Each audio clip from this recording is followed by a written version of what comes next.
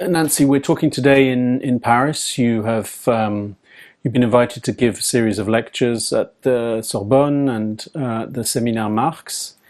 I wanted to start by asking you about Paris and about French political and intellectual life and the role that it's played in your trajectory. Is it been an important influence and pole of gravity, or has Berlin or other kinds of European centres of intellectual and political life been more important for you?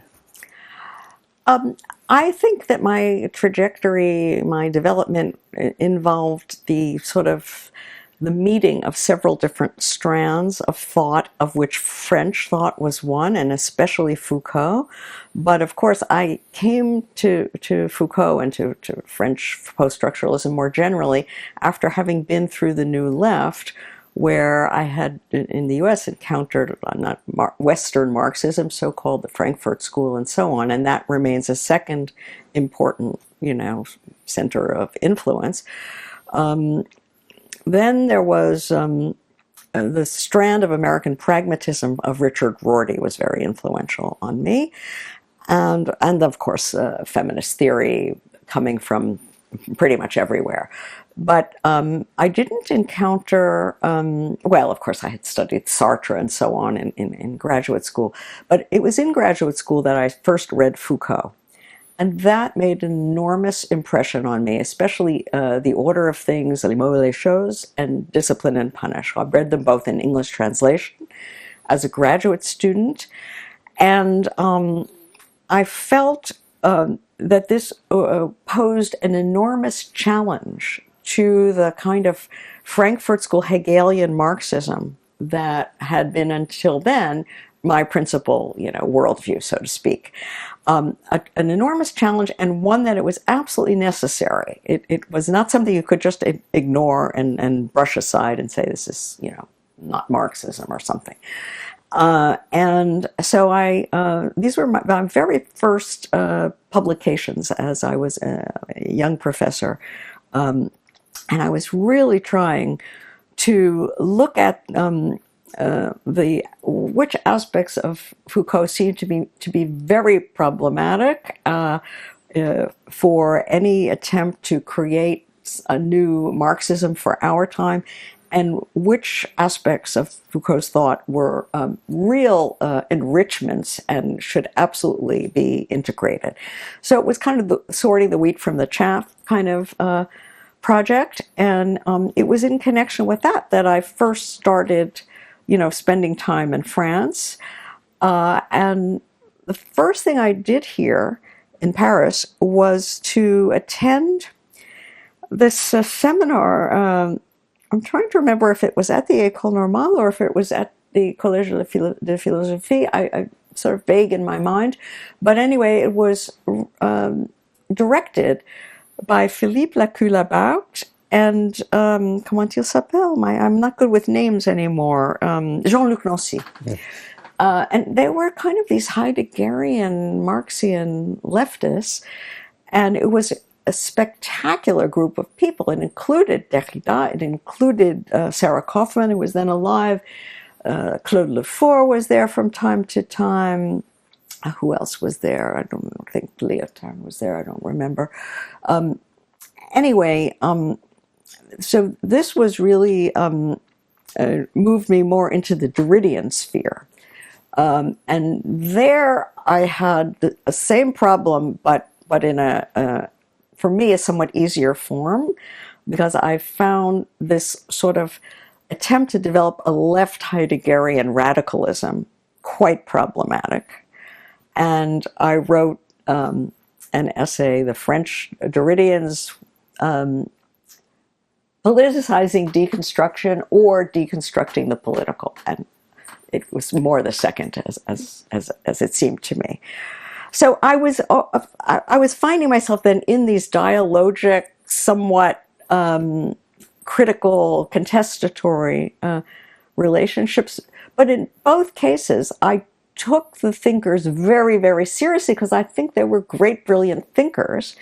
And I thought it was very important for people coming from the kind of commitments, intellectual political commitments that I had developed in the New Left, to take them very seriously and to engage with them. And that approach developed over the years. Since then, I developed a close dialogue with Luc Boltanski, and French thought. Bourdieu was a very important figure for me as well, Pierre Bourdieu. I knew him a bit at the University of Chicago. I was less in France. I was teaching at Northwestern in Chicago for many years, and he had very close relations with UFC. We had a social theory group with many meetings with him. Those were the most important figures for me, those four. So it became, Paris became an important touchstone. Of course, I love being in the city. And then I developed Michel Viviorca, who was then directing the Collège d'Études Mondiales, proposed that I should take a so-called chair.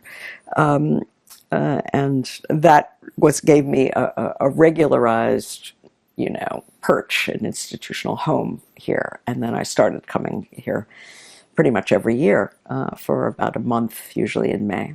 Great. That's it.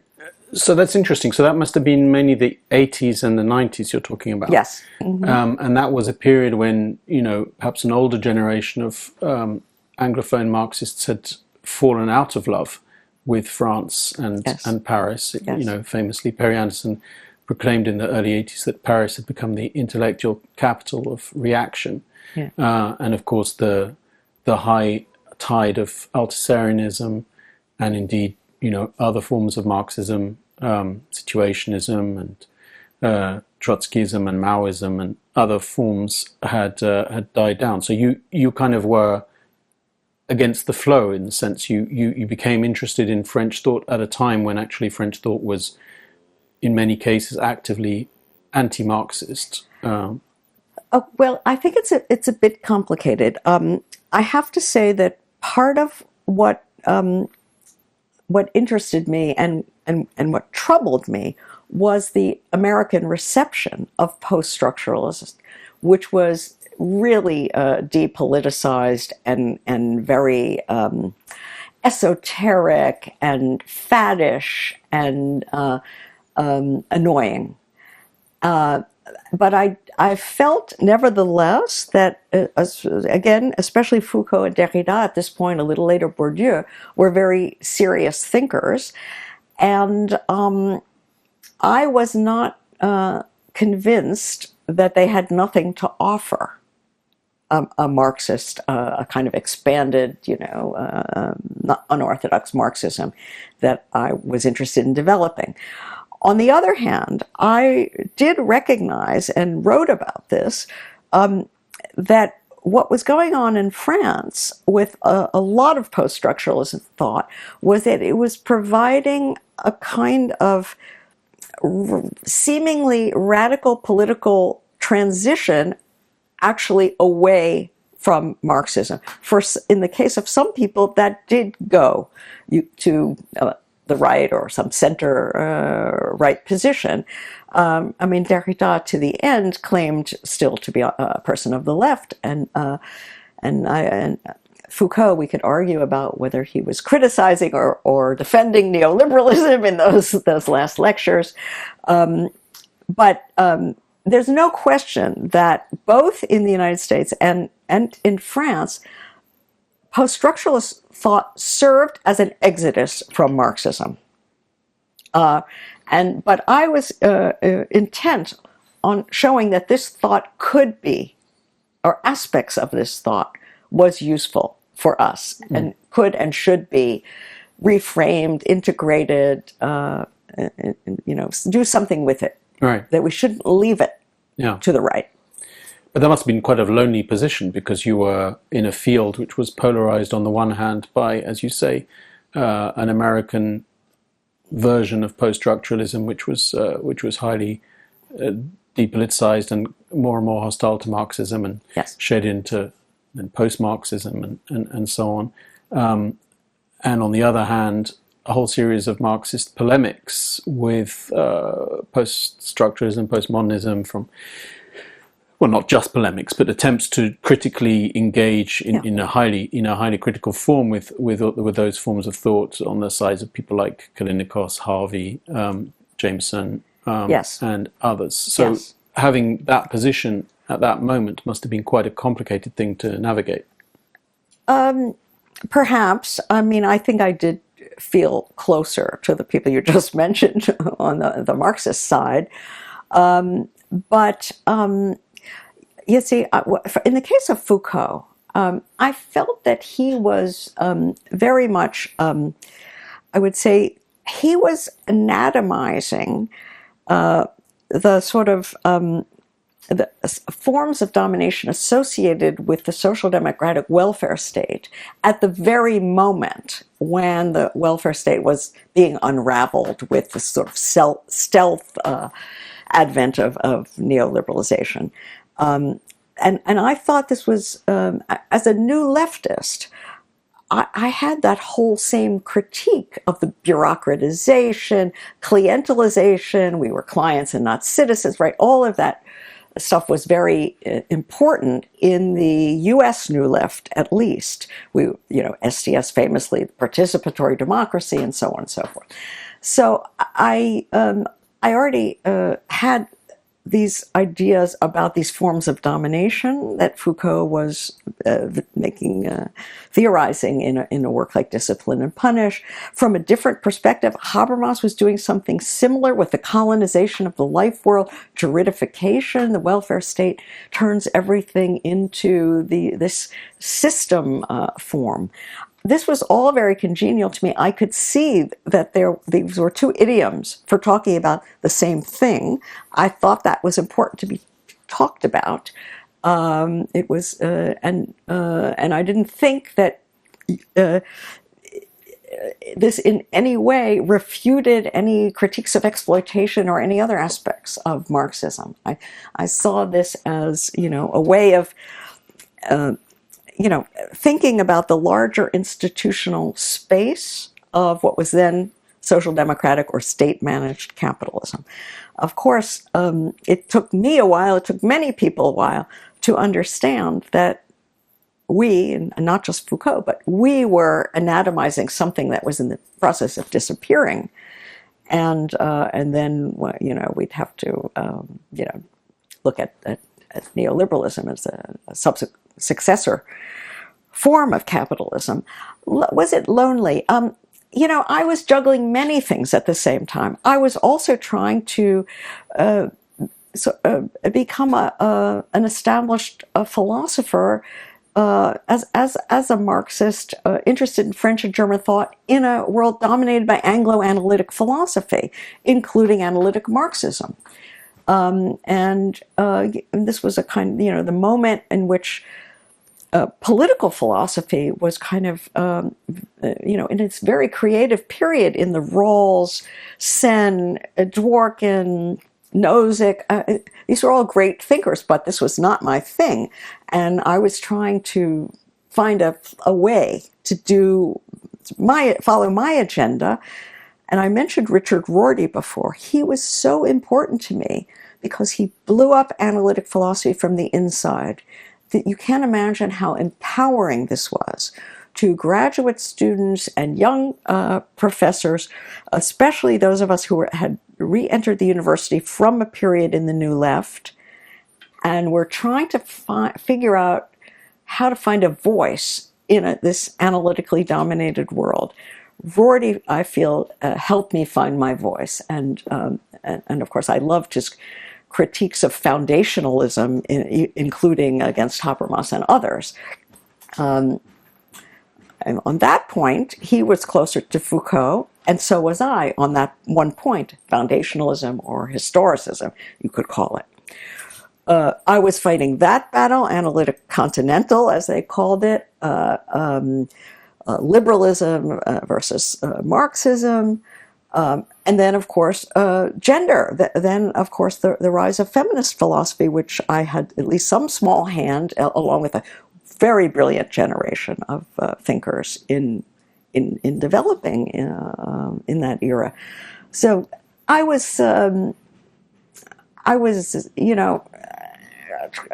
trying to find a place to be, doing lots of different things at once, including the French, German, and the Anglo-American. To push a bit further on that, because we're in a kind of strange context, particularly in France, where, for someone like me who witnessed the post-structuralism versus Marxism debates in the Anglophone world in the 80s and the 90s, to be living in France now is a very strange sort of sensation, because post-structuralism and deconstruction has been rediscovered by a section of the French right, indeed by the Macronists as well, a whole section of the Macronists, as a source of all evil, as the origin of le wokisme, as they call it, le gender, all these kind of fake concepts.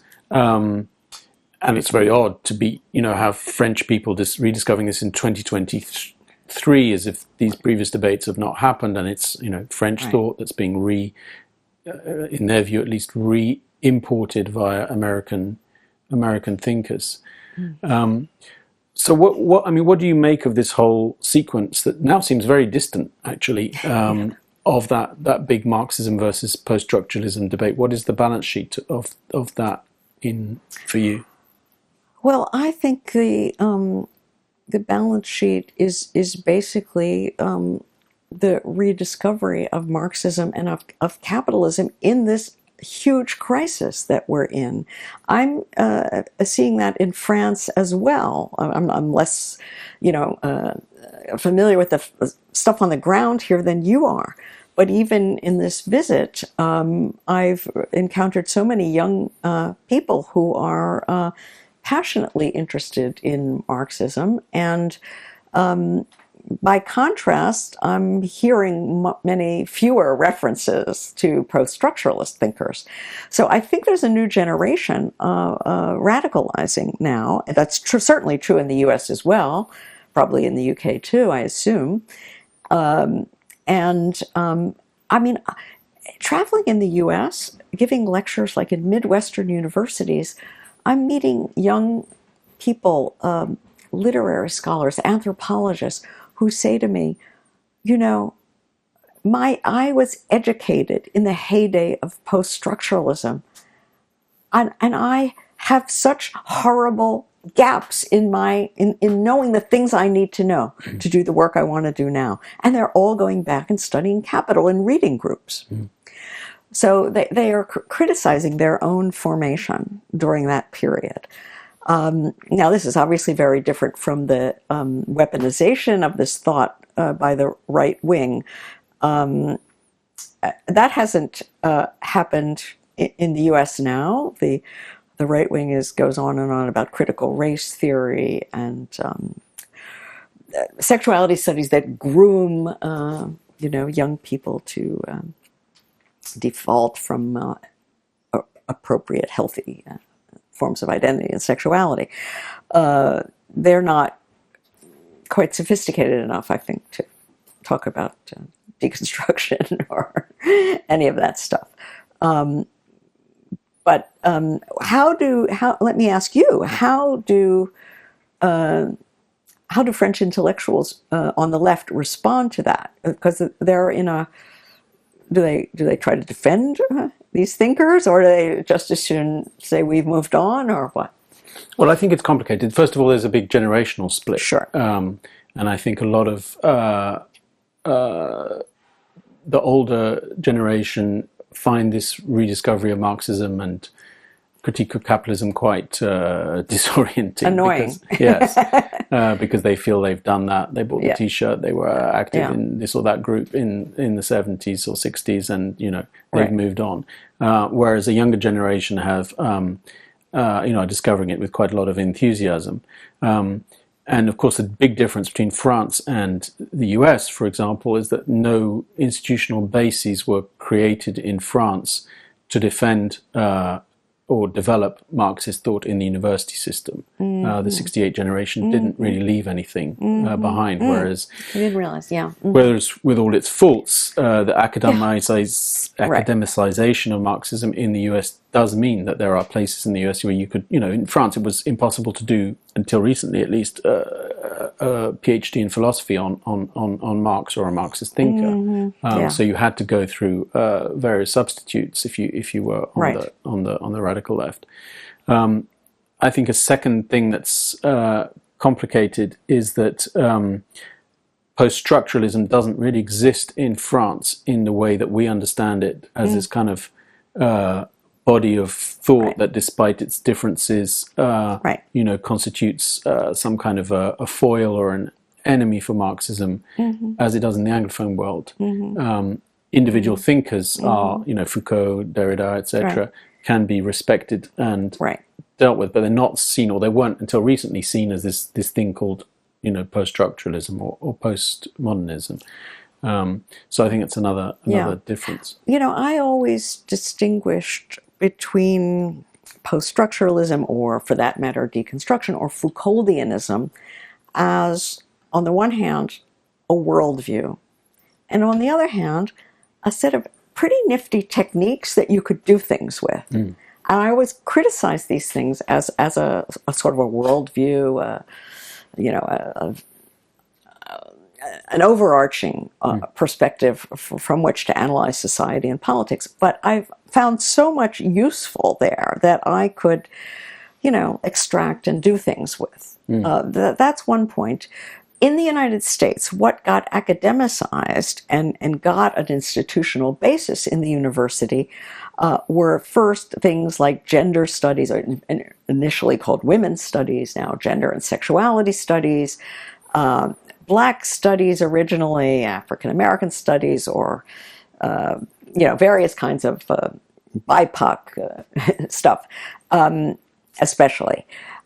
What's interesting, within the last 5 years, many universities now have programs in capitalism studies. The new school where I teach has the Heilbronner Center for Capitalism Studies. Sven Beckert at Harvard has a capitalism studies program. There are several of these around. Maybe Adam Tooze has one at Columbia, I'm not quite sure. In any case, this is very interesting to me. This shows, along with some other developments I could name, like intersectionality theory, I take these, apart from whatever good work they do or not so good work they do, I take these as sort of signs of a very healthy hunger for integrative thinking, to get beyond group-specific, siloed, what we used to call identity political perspectives. And that was originally what was institutionalized. So I think that this is part of the larger sign of the times and of its radicalization and of the seriousness with people understand how serious our crisis is, and that it requires a much more coordinated and integrative kind of thinking as well as practice.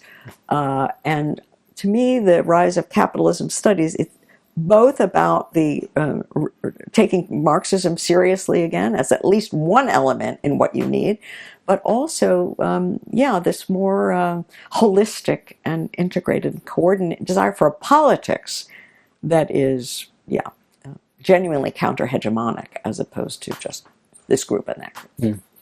If we had more time, I think we could have also talked about the role of transitional or thinkers who played an important role in that transition from the debates on post-structuralism to the debates on capitalism and Marxism today. People like Zizek and Badiou and so on, who were not identified as Marxist in a straightforward sense, and who, in Zizek's case, for example, published his first book in Leclerc's post-Marxist series, and yet who played a very important role in re-legitimizing a language around, often quite radical language about Marx, about capitalism, even Revolution, about revolution, Lenin, etc., and so forth. Yeah, But, I was actually less engaged with and influenced by them. Yeah. I read them, but I wasn't. They didn't speak to me in the same way some of the other people we've mentioned. no, I think they probably played a role for younger people. Got it. Okay. Yeah. So talking about Foucault, Foucault's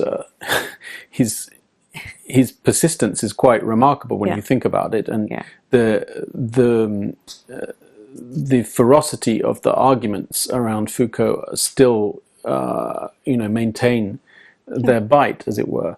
Foucault wars are going on, and there seems to be a double movement going on. On the one hand, with the publication of his early classes, you see more and more, and very careful discussion of his early work. There is a discussion around his engagement with Marxist thought, at least at the beginning of the early 70s. And on the other hand, there is a very strong debate about his work towards the end of the mid to late 70s, the debates that you referred to around neoliberalism, his particular political role that Michael Christopherson, for example, talks about in French intellectuals against the left in that particular moment around 77, 78, with the rise of the Union of the Left and his sort of anti-communism. So there's this double movement going on, but the fire doesn't seem to have gone out of that debate around Foucault, whereas somebody like Derrida doesn't polarize in the same kind of way anymore. I'm not so involved with or paying a lot of attention to these Foucault wars today. To me, I'm not so interested in returning to that very early work. I am interested in the lectures on biopolitics and all of that. And I have engaged with them, not in writing, but in some roundtables and discussions and things, and have found some interesting stuff there. Somewhat technical stuff about the relation between Ordo liberalism and the Chicago School and all that. There's some interesting material there, but I am not. I don't follow closely these debates, and in the circles that I move in, these are not the burning issues. There is much more argument now about decoloniality and that kind of stuff. So, yeah. So you mentioned American pragmatism. You mentioned French post-structuralist thought, and also figures like Bourdieu. Let's talk about Germany and the German influence. So, as you said, you sort of affiliate, broadly speaking, to a critical theory tradition. And you've written a lot on that. You've written some very powerful critiques, for example, of Habermas. I was wondering, can you explain to a younger person why Habermas is so interesting? Because, a lot of us can see the attraction for Adorno, for Benjamin, for Horkheimer. And Habermas just seems to be such a guardian of middle-of-the-road, liberal conservative, common sense, he's somewhat critical, but, very strictly limited in his criticisms, certainly not in any way an anti-capitalist today. Is it partly just because of the biographical nature of the fact that you engaged with his early work at the time that it was being published or translated into English? Or do you think that there really is a core of Habermas's thought that, younger generations who are interested in anti-capitalist thought should be engaging with much more, perhaps vigorously than they are today? I think Habermas wrote 3 great books, which should be counted within the Marxian world in the large sense. The Public Sphere book, his first book, is a magnificent book. He he discovers, it's a real discovery, this idea of the public sphere, the bourgeois public sphere as an historical phenomenon. He tries to trace its development, and which becomes a decline story, and tries to give a critical account of its limits and so on and so forth. This is a real contribution to Marxism. It's not a perfect book. I have lots of criticisms of it, but so what? Second important Marxist book, Legitimation Crisis. This is the crisis theory of social democracy. He's arguing that just because, of course, it's a historical moment, right? Just because the crisis doesn't take the form of economic falling rate of profit, although maybe actually it did later and he missed that, but just because it doesn't take that form doesn't mean that capitalism has eliminated its crises. It's merely displaced them onto these other realms. Again, I don't agree with it. I've written critically about it, but this is a major, along with Offa and other theorists about the contradictions of the welfare state. This is Marxist work, in my opinion. And then I would put also at least the latter part of volume 2 of the theory of communicative action, the theory of the inner colonization of the life world. He's trying to say that, sort of following Weber in a sense, that the critique of commodification is not enough. It has to be joined to the critique of bureaucratization. These are the sort of twin systemic forces in capitalist societies. And again, he's writing about the last days of the social democratic welfare state, and about how together, this links up with the Foucault thing we were talking about before, how this ends up sort of rewriting people's lived experiences and unhappinesses, right, in this clientelist, legalistic idiom. This is, I think these are all three real contributions to Marxism. I wrote my own little version of it that tried to avoid some of the more nostalgic conservative trappings that you're right, he brings to it. I wrote an early paper called Struggle Over Needs, which was exactly about this question of who defines needs, and using Foucault, who thinks it's only the social workers who have any say on this. I was trying to introduce the social movement contestation and the people who were trying to marketize everything. So it was already, I learned so much from Habermas. But you are absolutely right that there is a kind of, pro-American gratitude for the second chance that the U.S. gave them, which is quite moving in terms of his biography, of course. But for someone like me, who is anti-American to the core, coming out of the belly of the beast, this is too much. I will say that he wrote one of the most thoughtful things coming out of Germany on Ukraine. Sure. Very thoughtful. For German standards. Yeah. So, look, he's an important public intellectual in Germany. Having said all of that in his defense, I would agree that just as post-structuralist thought was a sort of path out of Marxism for the French New Left, for most people who engaged with Habermas, that was a path to liberalism out of Hegelian Marxism. Not me, not everyone, but the part of notice what I did not mention. Between Facts and Norms, which everyone thinks is the great masterpiece, to me this is rank. I invented a word, politicism.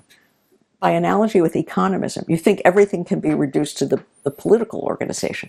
Therefore, you need only talk about radical democracy. You don't have to say a word about capitalism. this is, completely idealist. So, and I'm not saying the work doesn't have anything to say about capitalism, but that's been the reception, and that's where people take it. So, last point on this is autobiographical for me. As a new leftist, I encountered Marcuse. This is how I became introduced to the Frankfurt School. I read One-Dimensional Man. It was, as an undergraduate, it was absolutely riveting and a kind of explosive. It allowed me to, this is exactly how I felt about what passed for critical discourse around me. This, of course, it was wrong in the sense that it wasn't. It turned out within a couple of years that, that one-dimensionality was completely ruptured. But I discovered the Frankfurt School through Marcuse, who was the only one of the bunch that was truly on the side of the New Left, truly. Then in graduate school, when I wanted to follow, learn more about the Frankfurt School, of course, Habermas was riding high, and he was the go-to guy. So there was no choice. You had to. I wasn't interested in it sort of in an antiquarian way, but what it was doing in the present and what resources it would give us for critique. So there was no choice but to engage with him. But I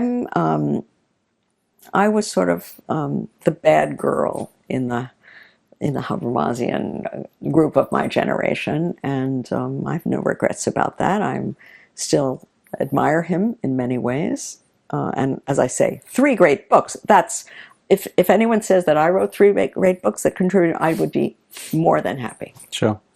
And what's interesting, perhaps, about the present conjuncture is that there's now a rediscovery of other strands of 60s and 70s radical German thought. So Hans-Jürgen Karl, the value form people, the Sören Rettel, and so on and so forth. So we now perhaps have a wider kind of perspective on yes, and one thing that is giving me enormous pleasure and satisfaction is to see my dear friend Moishe Postone's work getting the reception it deserves. So many young people are interested in Postone, and that is, a version of this value form theory. Sure. And would you say that the same kind of return to the question of capitalism and Marxism and so on that you observe, at least in some sectors in the US and in France and the UK, is that happening in Germany? Or is it a more complicated story? Yes, it is. I don't want to toot my own horn, but when I gave these Benjamin lectures on the 3 phases of labor that you and I talked about, this was in the Haus der Kultur der Welt. It was 1,000 people. It was full every night. Young people want to hear about capitalism in Germany. It's huge. I was at another thing with Mika Brie from the Rosa Luxemburg Stiftung and Jeremy Corbyn. Thousands of people. It's an absolute moment in Germany too. In Berlin, at least. That was all Berlin. It's true.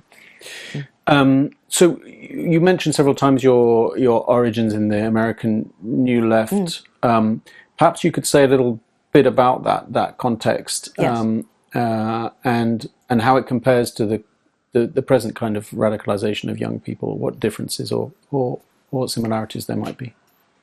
So first of all, I have to say that I grew up in Baltimore, Maryland, which was a Jim Crow segregated city, legally de jure segregated. For me, the formative political experience was desegregation. When I was in junior high school and in high school, SNCC, H. Rap Brown was in Cambridge, Maryland, not far from where I was.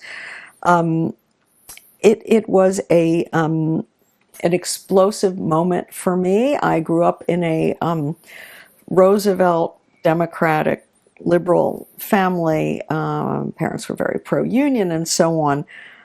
But they moved as part of white flight when the neighborhood was being integrated into a suburb, and my adolescence was filled with fighting with my parents.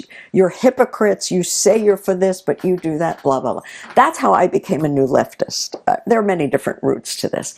And then it was the classical trajectory, the Vietnam War. Again, I was very close to Washington at all the huge civil rights and anti-war marches, and so on.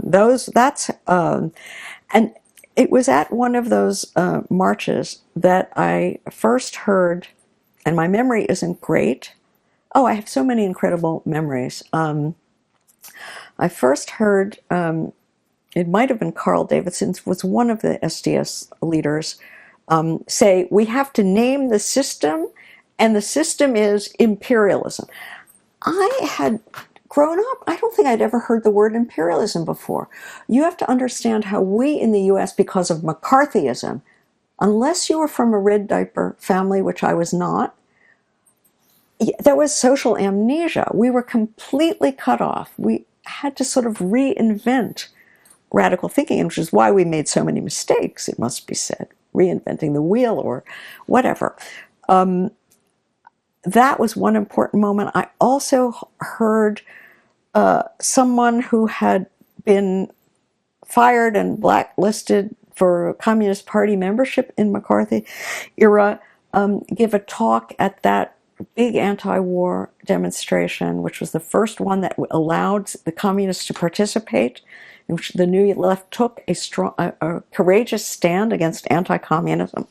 I heard a man give a brilliant talk in tears, and I don't know who it was to this day, saying it's the first time he'd been able to give a public speech in 25 years. I mean, all of this made a huge impression on me, huge.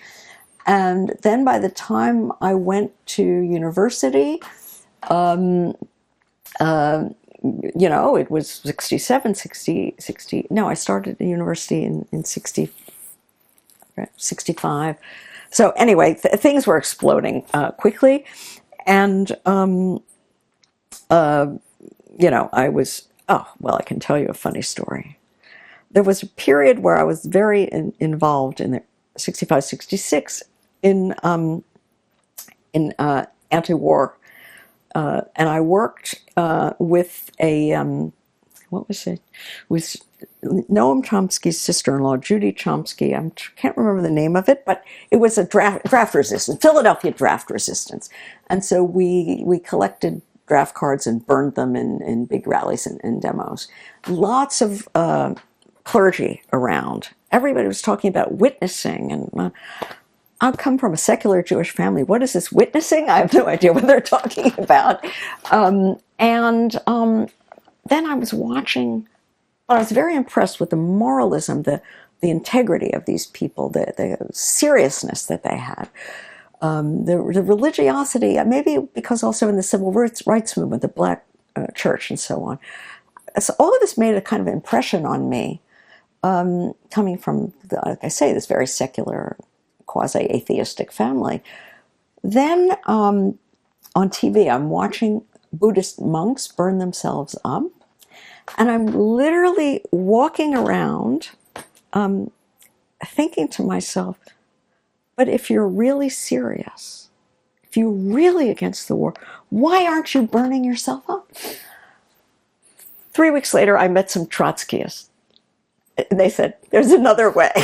And so this is just to give you a sense of how the sense of extremity and radicalism without the formation that would have helped me find my way. Yeah. No, it was a wild time. So then I joined that wasn't a true Trotskyist group, but some kind of a quasi-Trotskyist groupuscule. Which one was that? It was, in those days, called the National Caucus or SDS Labor Committee. Lyndon LaRouche. Well, I left long before that, but yes.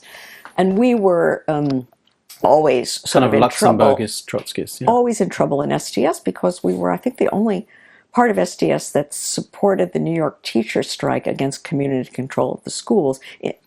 Critical support. But so we were racist and blah, blah, blah.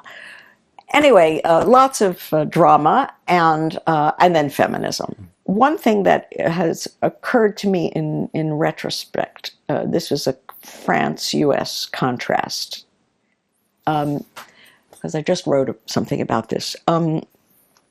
I would say that in places like France, where the May '68 was at first a student affair and then basically a union affair and a general strike kind of atmosphere, that took one path.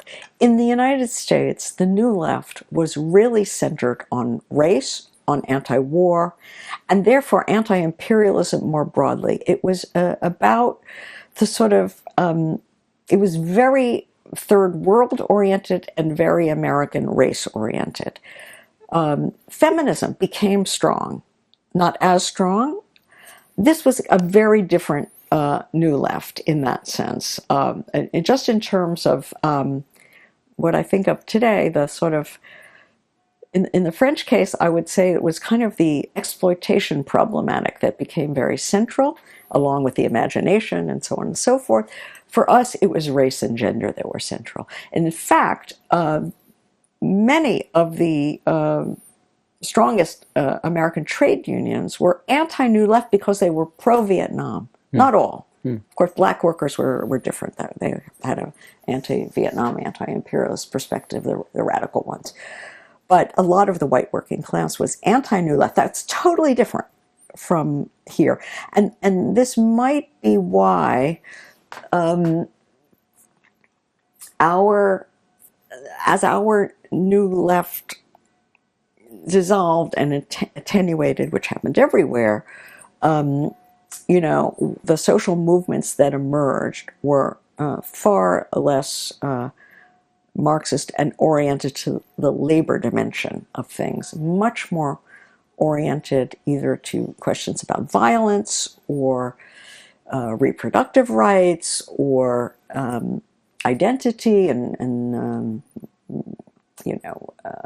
humiliation and all that kind of stuff. I think in retrospect, the absence of a strong official labor connection. We all tried.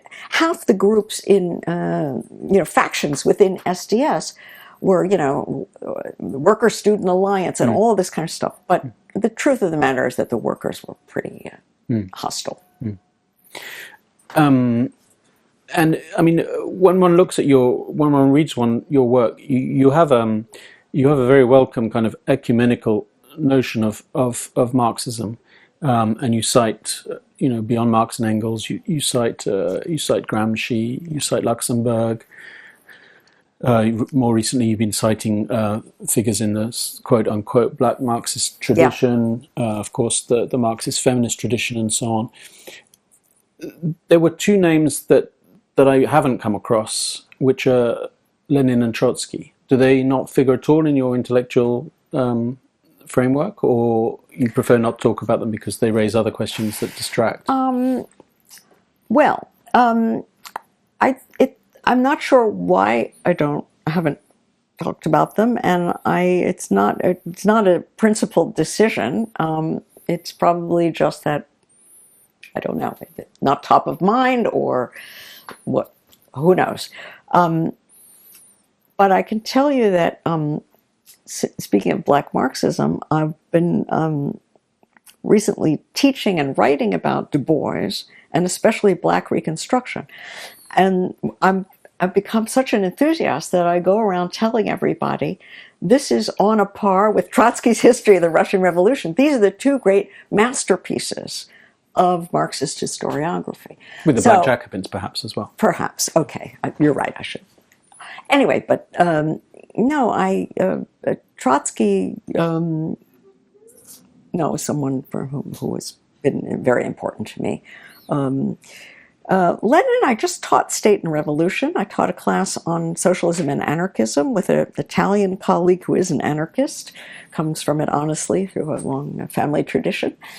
And I was pretty impressed with State and Revolution, it was a lot more interesting openness of thinking than I remembered from my youth.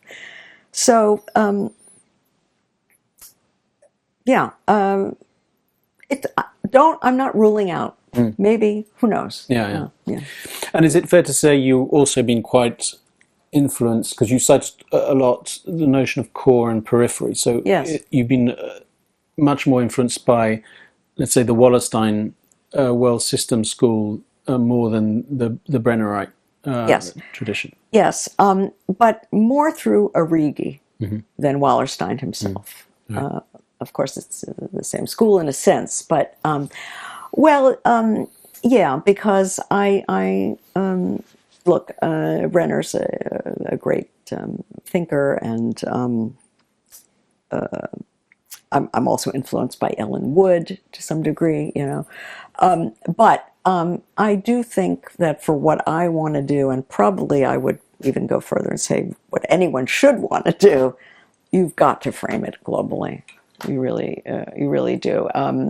So, I mean, with neoliberalization, it's so obvious that it's the change in the rules of the road at the level of global finance, right, with the dismantling of Bretton Woods and so on, how that really it licenses and sets the stage for everything that goes on within various states and so on and so forth.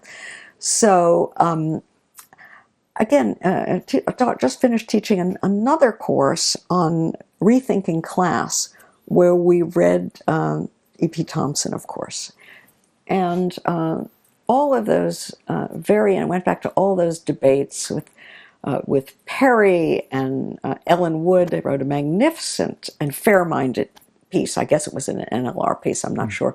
Kind of sorting the good criticism from those that missed the boat and so on. But this whole problem of development within one country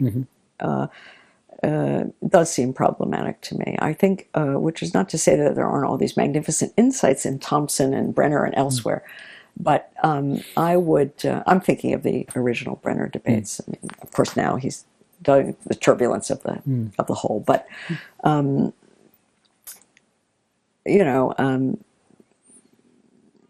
I've become more and more convinced that the global is the frame for almost everything. Sure.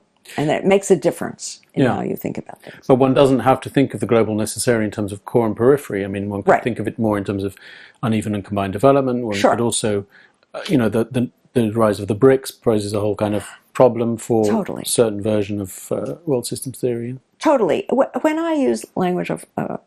it's interesting that you say this, because someone else said something similar to me and didn't like that language, and something we were writing together for the same reason. But I have to say, when I use core and periphery language, first of all, I try to be careful in terms of what period I'm talking about. Today I would talk about the historic core, or the or the BRICS or something like that. I don't, maybe this is a mistake on my part, but I feel that I can use this language because it's kind of, everybody uses it, and I don't mean to affiliate against combined and uneven development. If it's read that way, then I should change the way I'm writing, perhaps. Yeah. And lastly, on the biographical question, what is your, since this is an interview for Verso, what has been your historical relationship to New Left Review and to this? Well, I always admired it and thought that, all the fantastic translations and the sort of, for someone who's an English speaker, the development of English Marxism from Thompson and Williams and Hill and so on, the great historians, and then Stuart Hall and Perry Anderson and Tariq Ali, and Ellen Wood moves there and so on. This is was for me always just such an outstanding intellectual tradition. And by contrast, I felt that the U.S. New Left did not, although there was lots of good work going on, it did not develop an institution like NLR that could really preserve. Okay, we academicized some things, but we didn't. That's very different from a real intellectual Marxist tradition. And I'm aware of, although I wasn't personally involved, that a magazine that used to be called The Socialist Revolution and then changed its name to Socialist Review and then changed its name to something even more, I don't know what, they had huge fights about whether to become take NLR as a model or whether to be a more activist oriented. And of course they chose the activist facing. And that was a mistake. I mean, we only had Telos, and then that became so, weird. Sort of sectarian and nutty and so on. So I always looked to New Left Review as the place where very serious intellectual work was done. Did Perry Anderson's book Considerations on Western Marxism, did that have an impact on you? I mean, you continue to be interested in Western Marxism despite the ferocious criticisms he makes of it within that book. I didn't read it until much later. Right. And I don't know, I think at that time I was very focused on less on settling theoretical accounts with the Frankfurt School or Gramsci or whatever, than in taking what I could from there and trying to figure out what I thought was happening, doing a kind of a critical theory. I had gone through this phase of trying to quote-unquote settle accounts with Habermas, with Derrida, with Foucault, with Rorty. But at a certain point I said, enough of this, I want to develop my own critical theory. And so I didn't encounter that book until later, and I can't say that it influenced me that much. Okay, so let's talk about your more recent work then. Yeah. Tell me if you think this is a correct characterization. My sort of perception of what you're trying to do is, again, you're trying to occupy what I would characterize as quite a lonely position in the US left at the moment, which seems very polarized between, on the one hand, what is called, quote unquote, class reductionism, and on the other hand, various forms of more or less radical identity politics. There is obviously, of course, the very establishment and neoliberal progressivist forms of identity politics, but there are also people who want to describe every struggle as intrinsically anti-capitalist or a class struggle, despite the forms it may take, and so on. So you have this very polarized political intellectual scene in the US, and obviously it's focused mainly around the question of race, although gender and increasingly now ecology are being inscribed within it. And what you're trying to do with your notion of the enlarged conception of capitalism, and thinking of capitalism as something that's much wider than simply the quote-unquote economic process of capitalism, you're trying to bridge that gap and simultaneously carry out a critique both of class reductionism and of identity politics. Is that a fair characterization of what you're trying to do? Yes, that is a fair characterization. I mean, what I would, I actually don't feel that it's that lonely. I have to say, before I get to the details, that that the work I've been doing in this vein gets a lot of uptake, and when I look at things like the the March 8th feminist strike stuff, I feel that there is some kind of a large and growing body of people who want that center position between the two. I don't feel alone. I feel that I'm one of maybe a group of people who are articulating that position, and I think it is having some good response. Okay, so, but on the substance... When I said lonely, I meant simply in terms of Yeah. you're one of the few intellectual voices who's articulating that position, not that, there's no interest in it or yeah. Okay, yeah, fair enough.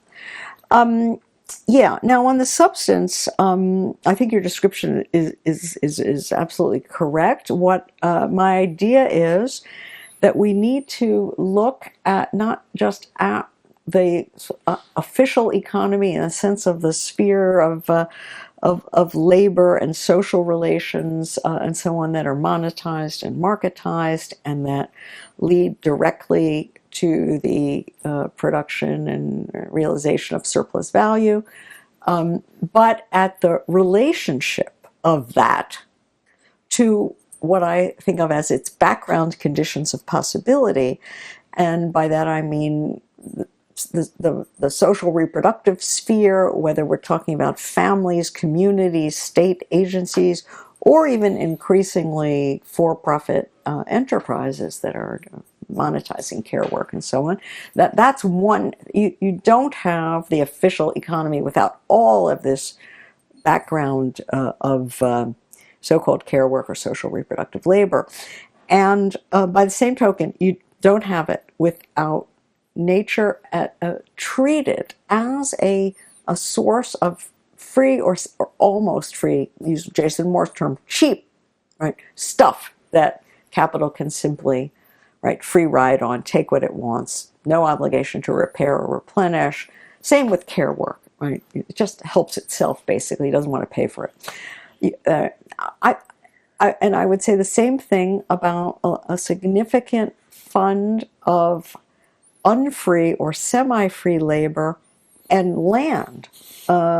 It's part of the nature again, but it intersects with which is essentially stolen or expropriated, not exploited, not via labor contracts and all those legal niceties, and certainly not paid its true reproduction costs. That too, I think, has historically and in the present remains a background condition for the kind of surplus value accumulation that is supposed to that goes on, where it does. And then finally, public goods, infrastructure, capacity for regulation and maintaining order and so on that we associate with states and the political. That's all part of capitalism. You don't have capital accumulation without all that stuff. So my idea is, let's stop equating capitalism with and say it's an economic system. It's actually a large institutionalized social order that institutes what I think is a very perverse and contradictory relation between the official economy and all of this stuff that it simultaneously needs, but is also primed to trash, to deplete, to destabilize, to toxify, and so on. And so from there, I get to the idea that first of all, Marxists have paid too much attention to surplus value and not enough attention to profit. I will accept the stipulation that only exploited labor power produces surplus value. This is a technical question, fine. But profit depends on much, much more. It depends on all these inputs whose reproduction costs are not paid. And we on the left, in Marxism, need to pay a lot more attention to all these other components. That's how we can connect the ecological problematic, the race and empire problematic, and indigenous problematic. That's how we can connect the gender problematic and the problem of not the sort of the crisis of governmentality, of governance, and of that matter of hegemony. These things are all part of the current crisis of capitalism. There is a ticking time bomb of finance that will explode, I'm convinced, and that continues. And there are, of course, severe livelihood strains and crises as well. It's not that the economic is not a big part of the current crisis, but it is interwoven inextricably with all of these other things. And that's why I believe that it is a true general crisis of the sort that is quite rare in the history of capitalism. That doesn't mean it will be resolved anytime soon, or it certainly doesn't mean it will be resolved in a good way. But that's our situation, and in order to understand this situation and to figure out what we can do to at least improve the chances of an emancipatory resolution, to do that, we absolutely need a framework that is this kind of enlarged view of what capitalism is, that recognizes that it has not just economic contradictions, but also ecological contradiction, a social reproductive contradiction, a political contradiction, a racial imperial contradiction. This is all part of capitalism, in my view. And I think we can do that in a way that is analytically precise. That is, it's not just smushing everything together. I've tried to do it in a way that really says that the system is built on a set of institutionalized divisions. It's built on a distinction between production and reproduction, between society and nature, between economy or state and market, economy and polity, free and unfree labor. That's the Du Boisian idea, the global color line. These divisions are as structural as the division between capital and labor. And they have to be central and integrated along with the capital-labor division and all the absolutely non-surpassable insights of Marxism in its more familiar form. All of that has to be integrated into a critical theory of capitalist society for our time. First question then, why not use the old-fashioned term of social formation rather than enlarged conception of capitalism or institutionalized social order? Isn't that exactly what the notion of social formation is trying to do, saying that? Well, I think of social formation as introducing the sort of historical and temporal variability into a discourse centered on mode of production.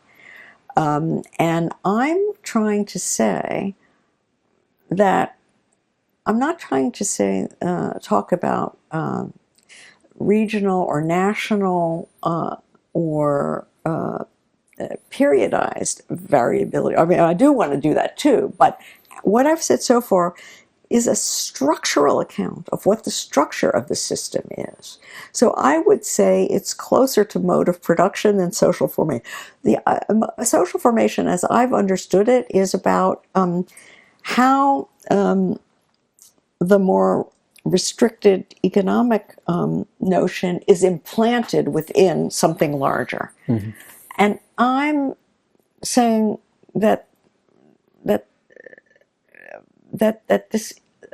these distinctions I've drawn are structural. This is not the context, the non-structural context in which the structural is implanted. For me, it is structural. Right, that's an important difference, I think. Yeah, and I suppose you would be quite hostile, understandably, to the notion of social formation as a articulation of modes of production. Yes. To try and understand unfree labor, for example. You want to really center it on the capitalist nature. Like I've taught many times Stuart Hall's great essay on race and articulation.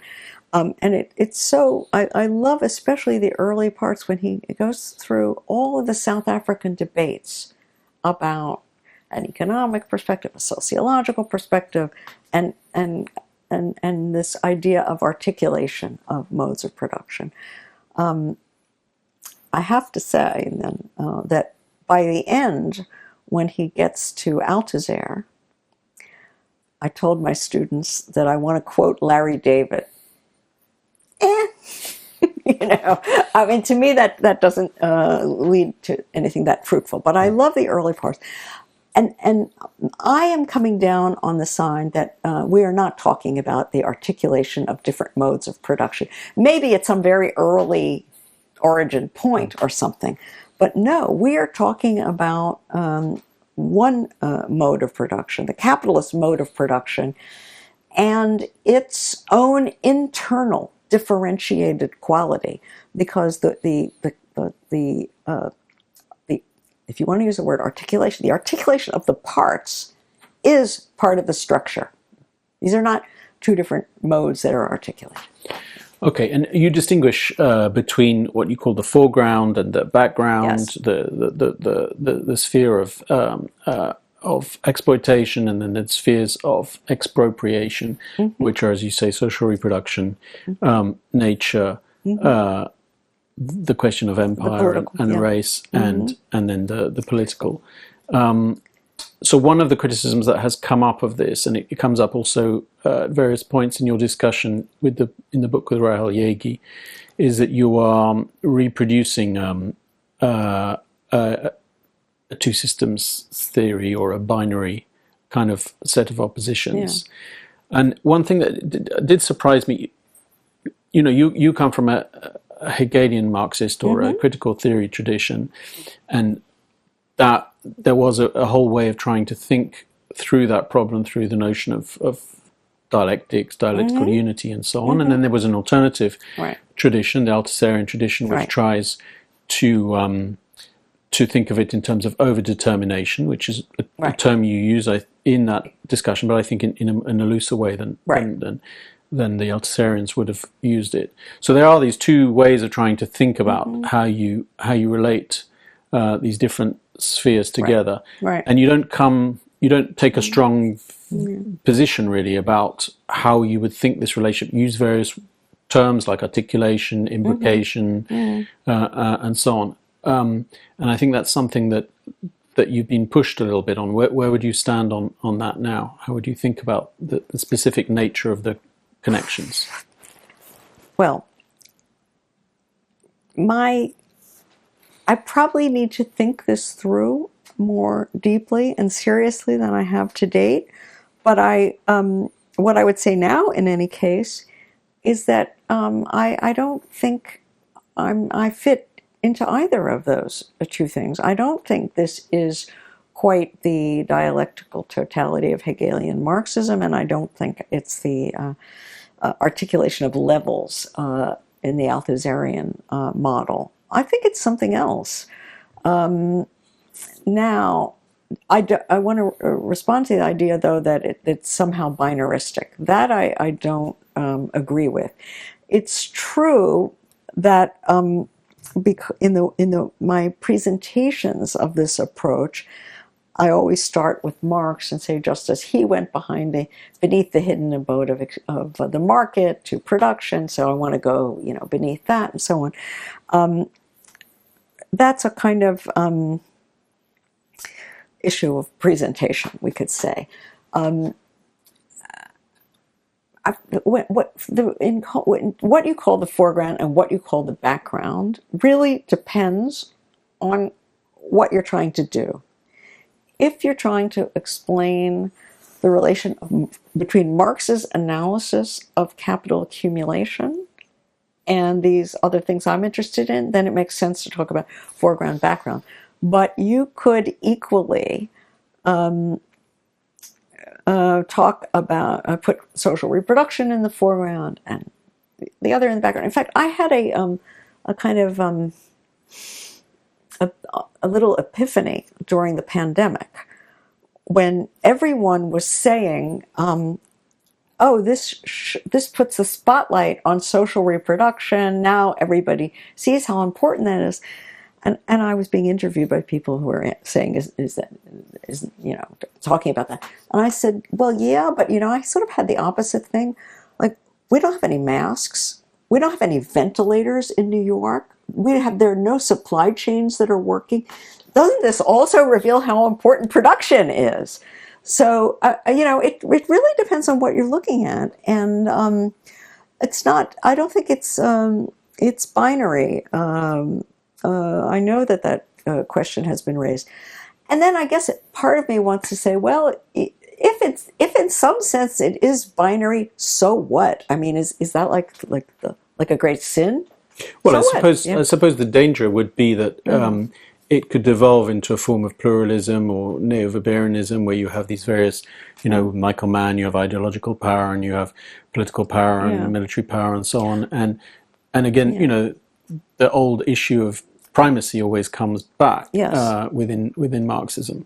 So it's how to retain some notion of primacy, but without it becoming a form of strict determinism. So this is not like a Michael Mann story about different sources of power or anything like that.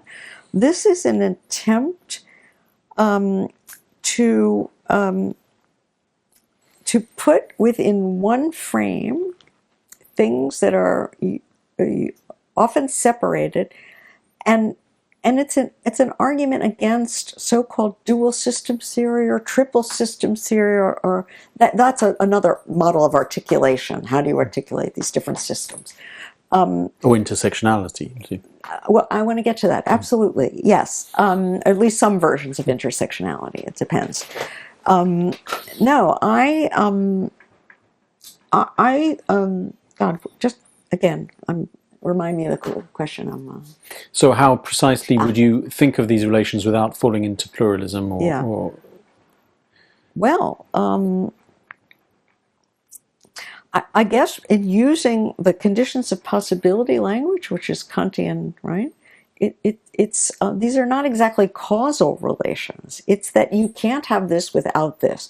That doesn't mean you have to have this in exactly one form or that in exactly one form, because there are huge struggles over what the relationship between the family and the factory should be, and so on and so forth. But I'm using this quasi-transcendental language of Kant in order to get away from the idea that I'm giving a theory of causality that says this is primary and that. This is necessary for that, but that is equally necessary for this. And when you have a system that essentially prioritizes limitless accumulation, then you basically are setting up these other things as reservoirs to be cannibalized, and then you are essentially implanting in a deep way crisis tendencies that may or may not erupt in acute form now and then. That's the idea. Okay. The way this has come up, I think, also methodologically in the question around social reproduction and gender oppression is whether you think of the relationship between capitalism and gender oppression as logical or historical. So is it essentially to do with the inheritance of previous forms of gender oppression, which are then transformed and refunctioned under capitalism? Yeah. Or is it something deeper than that? Which means that capitalism necessitates gender oppression and other forms of expropriation. I'll try to explain my view. First of all, I'm most interested in the structural question, and one line that I have is that I'll happily let the historians figure out how this came about, and so on. Obviously, there was gender asymmetry, various forms of male domination, female subordination, long before capitalism, which, by the way, I don't think I would say about race. We can come back to that. But in the case of gender, that's very clear. So I'm not saying that I'm against the idea that capitalism took it over and refunctioned it, but I want to put the stress on how distinctive male domination under capitalism is for systemic reasons, because of what capitalism is, versus various pre-capitalist forms. So I don't like ahistorical or trans-historical talk of patriarchy or or male domination in this trans-historical sense. I'm interested in capitalism and what it does with that. Now, I think that capitalism requires a separation of some kind between production and reproduction. I think that is absolutely a structural necessity, and that if those two realms are going to, and the work that's involved in those two realms are going to be assigned to two different categories of people, then whoever does the social reproductive work is going to be feminized and is going to be subordinated. In that sense, you could say it is structural.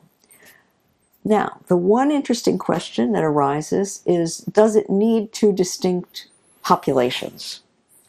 Is it possible that everyone could do some of both? And would that still be capitalism? That's an interesting idea. I tried to work it through with race also. We have to have a significant amount of unfree work, in my opinion, or semi-free work in capitalism. Not everyone can have a perfectly proper labor contract. And as long as those are two sharply divided populations, so you will have a racialized, stigmatized, violable, expropriable group that will be, sort of marked out as different and lesser. But again, is it possible that capitalism might evolve, or is it even evolving into a way in which more and more people are hybrids? They're doing both exploited and expropriated work, or their exploited work is becoming degraded so that it's not so different from expropriated work. They're losing labor rights and so on and so forth. And we could pose the same question with respect to gender. Some kind of a form of capitalism where everybody has some primary care responsibilities, maybe has a slightly shorter paid work week, et cetera, et cetera. This is certain. Some people have this as an ideal for what equality is. I can't rule out on logical grounds, but I would say, with respect to path dependency, I don't see any way in which we're going to get there from where we are now, because the history is such that those who have been merely exploited and are fiercely resisting degradation to expropriation, and often respond by virulent racism. Something like that could go on as well on the gender, on the production reproduction line. So I think that these divisions themselves are structurally necessary. Who occupies and how they're treated, maybe there's a little more wiggle room, but not that much, in my opinion. I don't know what your view of the Soviet type systems is, but whether you consider them to have been some form of capitalism, like many state capitalist schools claim, or a non-capitalist or a post-capitalist mode of production. But certainly there you see, as the famous book "Sex Was Better Under Socialism." Is it a famous book? What? Sex was better under socialism. Godze Christian. Yeah, Kirsten you see very different relations in terms of gender roles. You don't see an abolition of gender oppression, but you certainly see a very different configuration. Does the question of the experience of the Eastern Bloc have any influence on the way you think about the relationship between? I would say that the stress in the Eastern Bloc has been the classical socialist idea that the most important thing to promote gender equality is to get the women into the paid workforce. That was the main idea.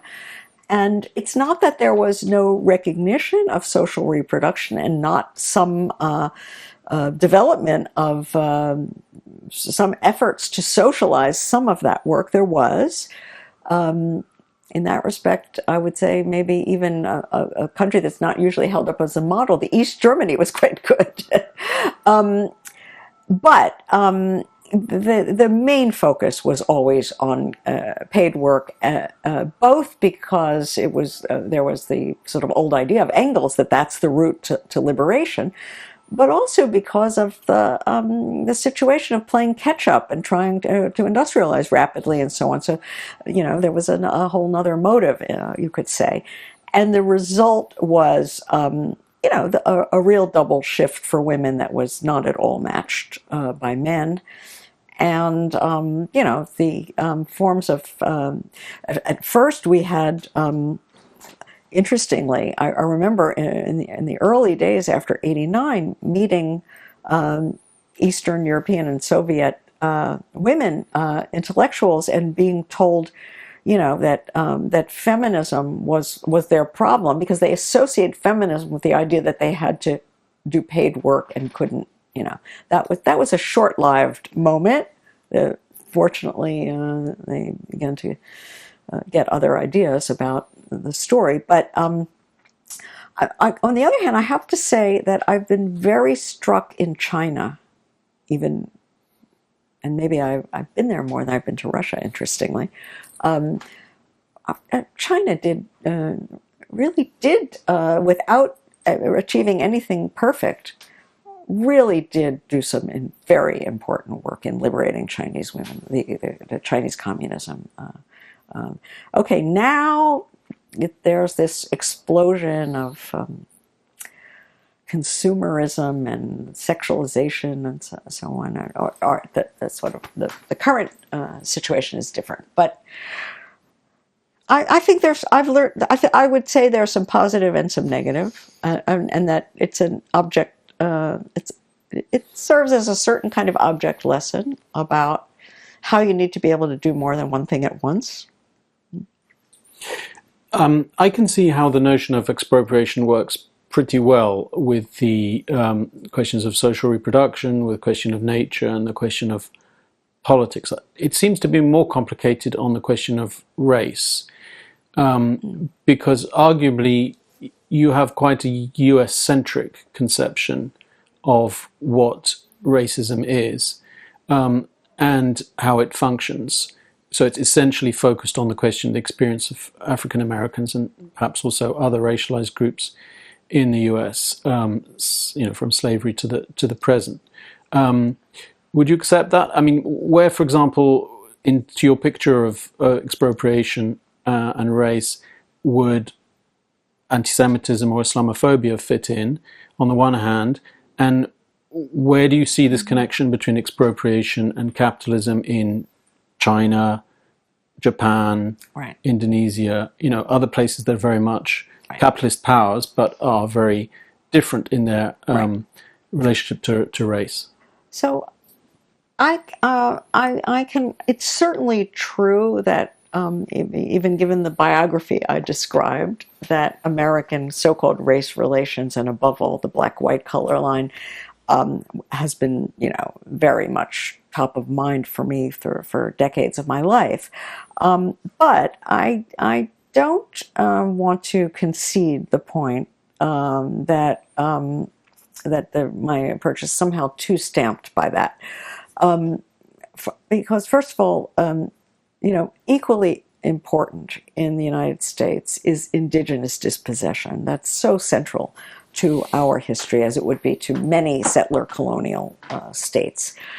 No, and this goes back to the Vietnam. That's all the other important biographical point. This sort of attempt to, back to the world system thing, to think about colonialism, imperialism, the so-called discoveries. This is what institutes a global color line. It's not just black and white, but it's dark and less dark. And of course, we can find versions of it. England, Ireland, which is also almost, a racialized kind of thing, or it was. And then we have, this becomes so powerful that even countries, hello, I'm being distracted, even countries like China, which has its Han superior kind of thing going. Of course, it's today, whatever else we call it, is an imperial power in relation to extractivism in Africa and elsewhere, especially Africa. This is another version of that global color line, despite the fact that at one period they were on the receiving end and so on. And now I think Islamophobia has everything to do with the global color line. These are in France, they're the ex-colonials. They're the immigrants from the Maghreb and so on. And the United States decides it's going to remake the whole Middle East and invades Iraq and precipitates a huge refugee crisis that lands not on us, but on Europe. It has everything to do with color line and the history of colonialism and now post-colonialism and post-colonial imperialism. To me, we have a global color line. How you work out, what this means intranationally in a country like Brazil is somewhat complicated. But don't you think in France there's such a clear Sure. binarism, really, of color? Sure. Yeah. What about anti-Semitism, though? Well, anti-Semitism, I suspect anti-Semitism is less about expropriation. Well, look, the history of anti-Semitism is complicated. But let's talk about so-called eliminationist anti-Semitism, the Holocaust and so on. To me, this is an idea I got, I think, from Oliver Cromwell Cox, if I'm not mistaken.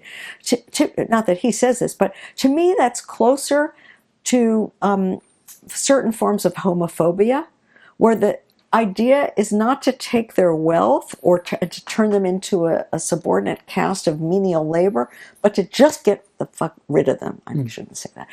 Get rid of them. They shouldn't exist at all.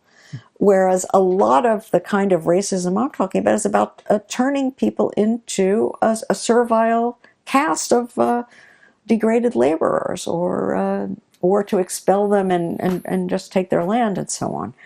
So I think that form of anti-Semitism might belong in a different category. Although, there may be other forms of anti-Semitism that are closer. But anti-Semitism is in my view, a racism of some kind, for sure. Right. And one of the things you do in your work... Can I? Yeah. Can I just say, I think that Marsh Postone's analysis of anti-Semitism is really interesting.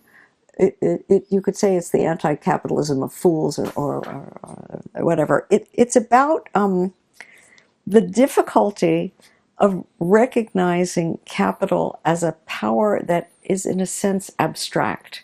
The need to personify it, that aspect of anti-Semitism, that they are the bankers of the bloodsuckers who are, that aspect of it relates to this question of an abstract form of domination, expropriation, and the difficulty, maybe in a way this relates to Jameson too, it's difficult to cognitively map it for a lot of people. And it's so much easier to say it's them, this concrete group of people. Anyway, yeah. So one of the things that you do in your work is that you try and historicize this relationship between the foreground and the background, or and you have this periodization of four periods: mercantile capitalism, Yes. liberal imperialism, Colonial, yeah. capitalism, state managed capitalism, and neoliberalism. Yeah. That seems to be very much, if I'm not mistaken, borrowed from the regulation school. Exactly. Yes. Yeah. So you don't feel that the criticisms that the regulation school received were particularly devastating. You think it's well, I want to know exactly what criticisms you mean, but the main difference, I think the periodization is perfectly serviceable, but the main difference is they're looking mainly at state market relations as they affect exploited workers, and I'm looking at how a whole bunch of things shift from one phase to the next, including the relation between production and reproduction, the relation to nature, yes, the relation of economy and polity, and also how the color line shifts. Sure. Yeah. But what criticism do you Well, I mean, exactly? again, Robert Brenner, but others have developed quite powerful criticisms of regulation school, arguing that the whole model really is very problematic. It's too nation-centered? No. Well, there's a whole number of criticisms, but it comes too much from the French. Yeah, but I think, I hope that what I have done in sort of lifting those phases is something different enough that I think I wouldn't be so vulnerable to that critique. Okay. Should we just end on some questions about politics, contemporary politics? Yeah. We're in a kind of odd situation at the moment in terms of left politics globally. There's the left populist phase that was represented in some countries by, for example, Bernie Sanders or Podemos or Syriza. In Greece, his seems to have ended. We've had some very depressing election results in Greece, for example, and today in the Spanish regional and local elections. Oh, I didn't hear what. Yeah, big victory for the right. Oh, God. And the far right. France is perhaps an exception to that. And at the same time, in the US, there is a real revival of some kind of left organizing capacity around DSA and so on. But in a context, again, where what you called neoliberal progressivism is very much, in control of the situation in the Democratic Party. It's not really facing a left challenge that seems to bother it very much. So what is your kind of assessment of that political conjuncture that we're in? Do you think, broadly speaking, the positive signs that you've seen are still accumulating, or that we may be in facing a more severe, longer period of defeats? Well, of course, it's very hard to say. I don't have a crystal ball, but my hunch is that we haven't seen the end of these leftist, left populist, in some cases left social democratic, in some cases democratic social, whatever they are, and they're more than one thing. I don't think we've seen the end of that. I think that it returns as it did first with Occupy, then with the Sanders and Corbyn and so on. Mélenchon, which, as you say, is a relative bright spot here. No, I see things they percolate, they appear, they die down, they come. I don't think we've seen the end. Now, does that mean that I'm optimistic in general? Not necessarily. I really don't know. But I do think there's no question that we're in a very severe crisis, that many, many people are not willing to toe the line with the established parties and are looking for alternatives. It's absolutely true, I would say, from today's perspective, that the principal beneficiary has been the populist right, the authoritarian right. Our only hope, in my opinion, is to develop that left populist or socialist alternative, and to absolutely refuse the blackmail coming from the progressive neoliberals who tell us that the fascists are at the door, come and scurry behind our skirts. We can protect you. You don't split the left, as if they're part of the left.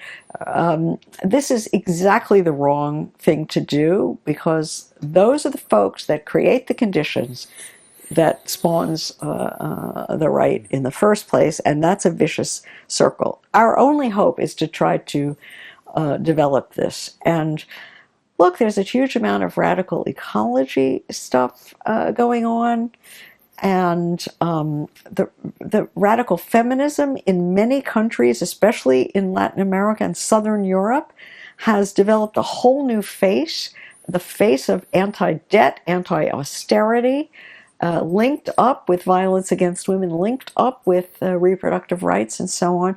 This is a very different kind of feminism. This is the kind of feminism I was longing for a long time. So maybe that will spread as well. Black Lives Matter and allied movements is a complicated formation with many different currents. Lots of young people of color are reading Marx, coming a world of study groups emerging from within the movement for Black Lives. We don't know where that's going to go. I could point to, even apart from DSA, which is splintered with horrific factional fights over all those old questions, Jacobin, some of its leaders are more, to my mind, social democratic than actually socialist, but it doesn't matter. It's bringing in huge numbers of young people. It's become a publishing empire, an international in itself, with multilinguistic formations all over Europe and Latin America. This is all great. Where it's going to lead, is it? Who knows? But I do think that in the end, if we're lucky, we'll have a real three-way fight between the right-wing populists, our left, whatever we call it, and the neoliberals. Historically, when that kind of situation has developed, the capitalist class has basically put the fascists in power. Better them than the left. Maybe they'll play that game again. Plutôt Pétain que le Front Populaire, Oui. c'est in France. Oui. Better Hitler than the Communist Party in Germany, or Mussolini than, So, at every point, that's what they've done. It's interesting that the U.S. was the exception in that period, and they found another path. And they found the other path to sort of ally with the labor movements and so on. Of course, one is optimistic or pessimistic depending upon the moment, but we can't be too swayed by that. We have to stick to what the situation demands and see what we can do to shift it. And I did want to say something. Maybe now, I don't know if you have it on your agenda, about intersectionality. Mm-hmm. Sure. Because that word, is a buzzword today. And, it originally meant the claims of Black women that mainstream feminism on the one hand and mainstream anti-racism on the other hand were unable to clarify their distinctive situation at the kind of nexus of sexism and racism.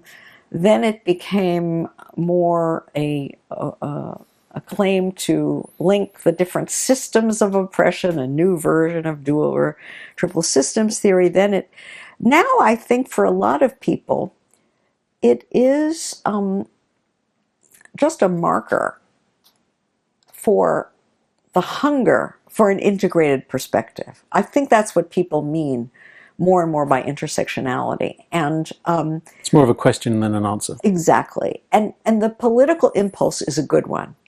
I'm completely on board with the impulse. And what I think that I've been doing in my recent work is giving an account of what the larger social matrix is that generates the different subject positions, the different experienced harms, and their intersections. And in this new work that I've been doing, that part of it is even more pronounced. One of the other debates, apart from your debates with Habermas and so on, that attracted a lot of interest on the left was your debate with Judith Butler on distribution and recognition. Yeah. Which was a very important debate, and I think probably marked a certain turn in the sort of intellectual atmosphere. How do you feel about that debate now, and do you feel that your positions have converged or got any closer, or would you say that still the terms of that debate are very much the terms that they were when it happened? Well, I would say that that Judith and I share many political commitments and political impulses, so to speak, but we still work within very different frameworks. From my point of view, her framework, which is, involves a Foucauldian element, a Lacanian or a Macleanian element, a Derridian element, I believe, she would disagree fiercely, that her framework is actually inadequate to address the questions she wants to address. She certainly wants to develop, to be a kind of anti-capitalist thinker. But I don't think that framework, I don't think you can do it with the resources that she has so far mobilized at her disposal. So, look, that earlier debate was in part, in my opinion, based on a kind of misunderstanding. She attributed a kind of base superstructure picture to me, which I didn't hold. I thought it was extremely interesting that that was the first time I ever saw her really try to do social theory. And then she came up with this kind of seamless thing and with no cracks. It was what was interesting about it to me was that it was a debate on the terrain of social theory. And I don't think she's done much on that terrain before. She's such a brilliant thinker. She comes up with, she's wonderful, new ideas, one after another, a fountain of creativity. But if only I could convince her to, I know she's written about Marx. There's that little volume that for that Édition Sciences Sociales. Yeah. I don't know if that's in English. There's a short version in Radical Philosophy, I think. Okay. Yeah, you should publish it. But fundamentally, what organizes her thinking is something else. And I learn from her all the time. But no, I have to say, insofar as it makes sense to say what the outcome of that debate was, I'm very comfortable in arguing what I argued, and I believe it was right. And I don't know, what the world thinks, but I'm satisfied with it. And what about, don't you think there's a generational aspect, which is that in a context where political organizations have largely collapsed, that would have helped, for all their faults, prioritize and organize forms of political investment of time and energy, that there's now a tendency amongst some younger people at least to hyper-politicize their personal relationships. I think this is a kind of built in, I would say probably to capitalism in general, but to American capitalism in a huge way. I mean, we live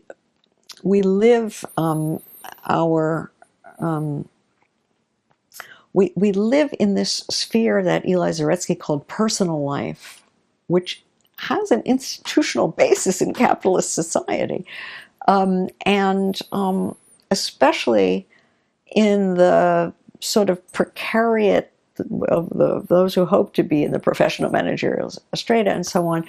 You know, I mean, everything is so focused on making connections and networking. The political economy, in a way, demands it.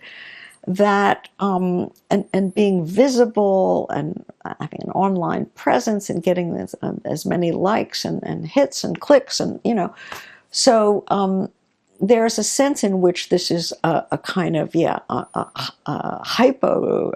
hypertrophied, you know, hothouse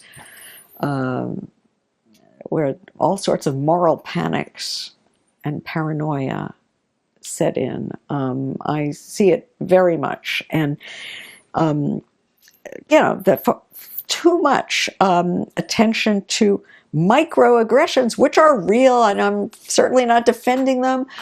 But where's the macro here? Where is the macro?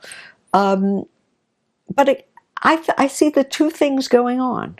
I see more and more people doing that, and more people becoming disillusioned with it, and looking for like that, like intersectionality in the sense of a more integrated, larger perspective. So both things are happening. Okay, and then maybe we can finish then on your new work, your Okay. Benjamin Lecter's on the three faces of labor. Yeah. Could you say something about what you're developing in that work? Yeah. This is my next book, now in progress, and it was inspired by W.E.B. Du Bois. I mentioned earlier what a huge fan I am of Black Reconstruction, which is a history of 19th century U.S. Civil War, emancipation, radical Reconstruction, and what Du Bois calls the counter-revolution of property. It's got a stunning idea, which is that in this period, the United States had two labor movements, not one, namely trade unionism on the one hand and abolition or anti-slavery on the other, and that each of these movements was dedicated to emancipating one kind of labor in capitalist society: trade unionism, free white labor, especially nascent industrial labor, and anti-slavery, of course, unfree black labor. Du Bois's point was that the two forms of labor are deeply imbricated together in capitalism. It requires both, and it requires them, in a sense, working in tandem. You don't get Manchester without Mississippi supplying the cheap cotton. And therefore, the fates of the two groups of workers are inextricably linked. Neither can emancipate itself without the other. They have to join forces. Here were two labor movements which could have, or at least should have, joined forces, failed to recognize each other, and did not. And had they done so, the whole history of the country would have been different. Possibly the history of capitalism more generally would have been different. So I find this an absolutely stunning, extraordinary argument, and it's very persuasive to me. And of course, the color line, this division between free and unfree labor has not disappeared, and many forms of anti-racist and anti-imperialist struggle can be thought of, both past and present, as unrecognized, unacknowledged labor struggles, including, in some cases, by the participants themselves. However, as a feminist, I say to myself, yes, But why only two? Isn't there also a third form of essential labor in capitalist society, and therefore a third unrecognized labor movement? And I'm talking about social reproductive labor, and therefore I'm talking about feminism. And so the idea then is, can we view feminism as a third labor movement, which unrecognized, even unself-recognized, as we were talking about with respect to Me Too just now? Can't we view this as the third pole, the third component of a potential sort of inclusive pro-labor front? And the idea is that that I think Du Bois had of what it meant for two labor movements to sort of join forces was not that there was only, they should merge because there was only one kind of labor. And by the same token, that's my idea in any case with respect to expanding it to three. By the way, I call this for short, in an informal way, Du Bois plus one. That's my name for what I'm doing. I'm really thinking again along Gramscian lines about an historic bloc, a counter-hegemonic bloc, in which these, and not only these, there will probably be other components too, but these might be the sort of the forms of labor that make it a pro-working class, a pro-labor bloc. And the idea, again, as in the previous work, is to try to show why their fates are imbricated, why none can liberate itself without the others, why, even though the situations and the experienced sufferings and harms and humiliations are different, they nevertheless are traceable to one and the same social system, which relies on all three forms of labor and relies on them working together in a kind of engine with three pistons, so to speak. And why, therefore, emancipation requires this form of cooperation. That's the idea in a nutshell.